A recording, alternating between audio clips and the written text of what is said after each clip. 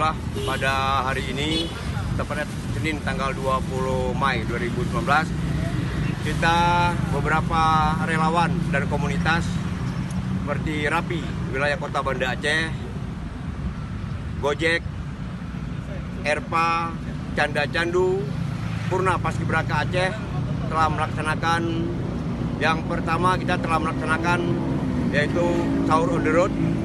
Sudah kita lakukan beberapa hari yang lalu. Selanjutnya kita telah melakukan buka puasa bersama. Dan di samping itu kita baru saja memberikan takjil yaitu nasi dan kue untuk panti asuhan anak Nanggro.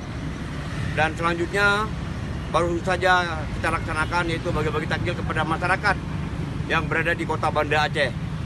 Yang insya Allah dari komunitas-komunitas ini kami akan melakukan terus hal-hal yang terbaik demi agar hubungan silaturahmi beberapa komunitas ini terus terjalin dan kita memberikan apresiasi kepada seluruh warga masyarakat yang telah bersama-sama bekerjasama dengan kita.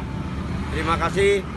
Kita dari beberapa komunitas ini mengucapkan selamat melaksanakan puasa Ramadan 1440 Hijriah. Semoga di bulan Ramadan ini kita lebih baik lagi, dapat terus menjalin hubungan ukhuwah Islamiyah sesama umat muslim di mana saja berada. Terima kasih.